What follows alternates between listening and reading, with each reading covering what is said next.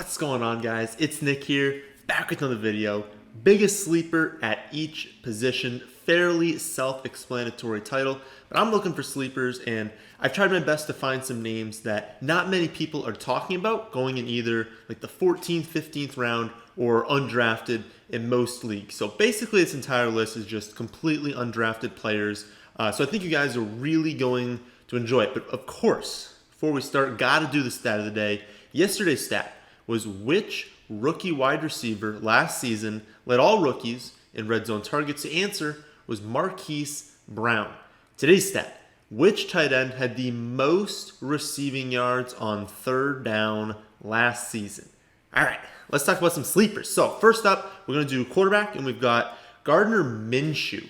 I'm sure a lot of people are surprised to hear this one, but if you think about it, he's exactly what we're looking for with quarterbacks in the late rounds. All we want is for them to have, a path to some touchdowns, have some skilled players that have some talent, but we really want mobility. And Minshew certainly has the mobility, even though I don't think many people realize it. He had nearly 25 rushing yards per game last season, which might not seem like a lot, but it is. That ranked fifth among quarterbacks behind Lamar, Kyler, Josh Allen, Watson, the crew that are highly mobile. But it was only 2 yards per game behind Deshaun Watson. So he is effectively Deshaun Watson in the running game.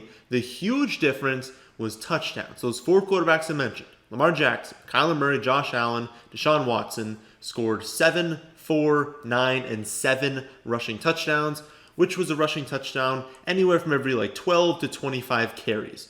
But Minshew had zero rushing touchdowns on his 67 rush attempts through 14 weeks, I guess 13 and a half weeks.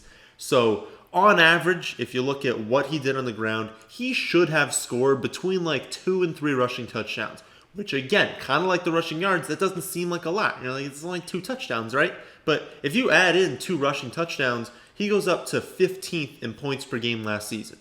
That's the power of rushing. And so when we look at what he did last year from a non-rushing standpoint, he was pretty solid. 21-6 touchdown to interception ratio. If you look at his 16-week pace for passing, because remember, he only played 14 games, and this is assuming 14 games. I believe he had one game where he played 40% of the snaps, another where he played 60%, and just totaled 14, so it really should be 13 and a half. But his 16-game pace was about over 3,700 yards. So we look ahead to this season. Why is he the quarterback 26 off the board? I mean, he was already 18th in points per game last season. We've established that he has a really nice rushing floor, and the Jags did add some skill players. Now they have Chris Thompson, who should be more efficient than Fournette was in the receiving game, and they added Laviska Shenault, who probably won't be fantasy relevant this season, but he's definitely an upgrade over what they had behind Chark last year. And speaking of Chark, he's not going anywhere, right? He was a mid-range wide receiver 1 before his ankle injury last season. So I just think the public is sleeping on Minshew. There's absolutely no reason he can't repeat what he did last season. So given that he's due for some positive touchdown regression in the rushing department, he gets a bump in talent at skill positions, and he has the second easiest early season schedule for quarterbacks. So at worst, he's just a really good streaming option to start the year. You remember how I talked about Teddy Bridgewater I guess for me it's yesterday, I don't know what it is for you guys, but recently I did a video where I went over how Teddy's a really nice pick. Minshew's the same way. Early season schedule is really easy, so you can evaluate it at that point. You're not investing that much draft capital. So if you take Minshew and he doesn't look that great to start the season in these easy matchups, you find someone else to stream. It's not going to cost you that much. You should probably be streaming anyways. But he's got this really nice schedule, and he might actually just be a nice option for the entire season. But you'll know early on, and he's not going to kill you because the schedule is not that difficult to start the year. Next up, we've got wide receiver where we have Steven Sims Jr. He was a guy that I really loved down the stretch last season, and really thought that more people would be talking about him at this point in the summer. But he's still going outside the top 70 wide receivers, and that's a mistake because after the Kelvin Harmon injury, Washington is now 4th in the most vacated targets in the league. So only 3 teams have more vacated targets from last season than Washington. And the scary thing to consider is how good Sims was down the stretch, even with all those targets still in the field. Because from week 12 on, which is when Sims finally got the snaps, only McLaurin on the team had more targets per game than Sims, and it was only by 0.4 per game. In fact, Sims was targeted on just under 25% of his routes last season, which was the 7th highest rate among all wide receivers. He also ranked 10th in target separation, 7th in fantasy points per pass route, 5th in hog rate, and with 2 of their top 5 targets from last season no longer on the team, at least 2 of the top 5 targets from when he was playing, there's no reason to think that the targets are going to drop off. If anything, they might go up. I mean, seriously, look at their depth chart. You've got McLaurin and Sims at the top. Good. But then you've got Antonio Gandy-Golden, who's nowhere near ready for a big workload. You've got Trey Quinn, who was extremely mediocre last season, and Sims is going to be playing over him. Cody Lattimore, Cam Sims, like it's complete trash behind these two. And then you look at tight end, they've got Jeremy Sprinkle, Logan Thomas, Richard Rodgers.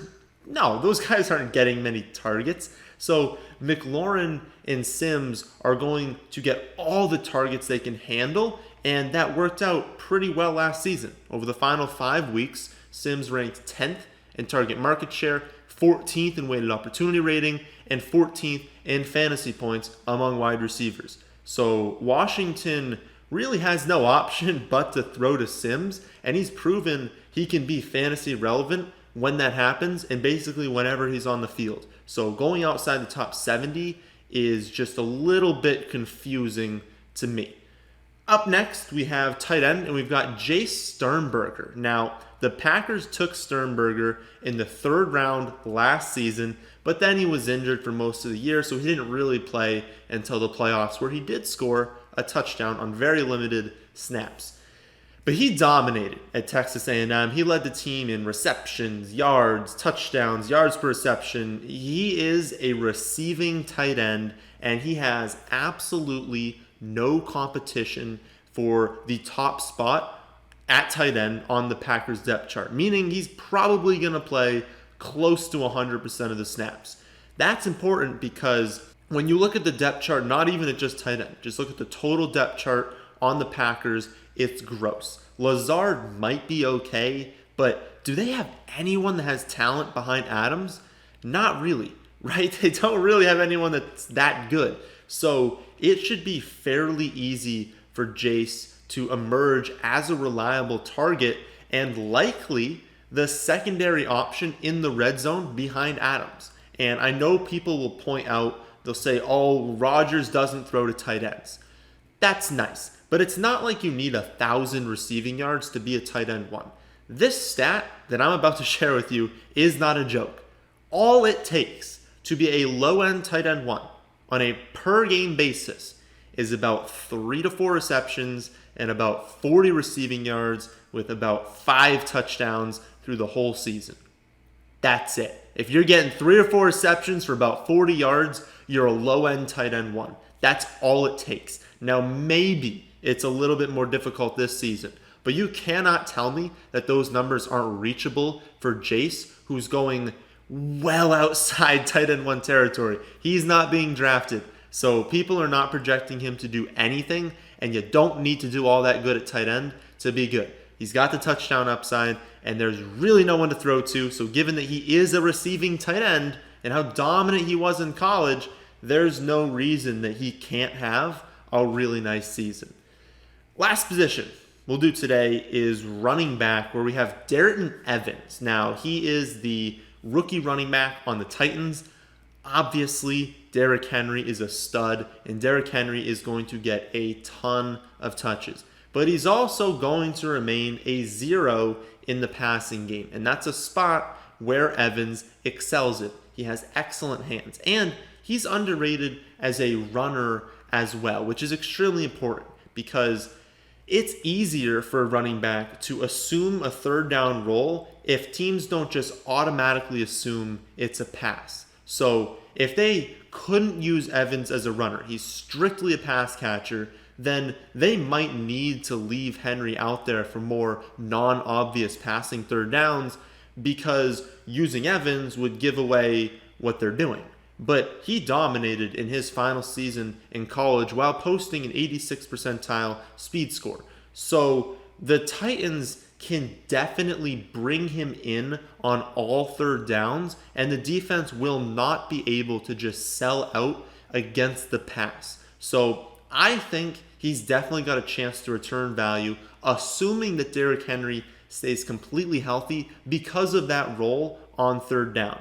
But the real reason you want him is the upside if Henry were to get hurt. We did see him suffer a hamstring injury late last season, so we know that he's not invincible, right? And whenever someone gets as many touches as he's going to get, there's always a chance that they take one bad hit and something happens. So given that Evans is legitimately the only running back with any sort of talent on that depth chart behind Derrick Henry, he'd likely be the featured back if he were given the chance. And that's upside that almost no one in this range has. I mean, he's coming off the board in like the low 60s for running backs, which, depending on the size of your bench, sometimes isn't even a player that gets drafted. So he is the perfect running back that we look for that final bench spot for running back because of the upside. So those are the biggest sleepers at each position. If you want to see a full list of our sleepers, you can check that out at our website, thefantasyfootballadvice.com. But that's the end of this one. Hope you all did enjoy. If you did, how about hitting that like button? And how about subscribing to the channel if you're new? Thanks for watching.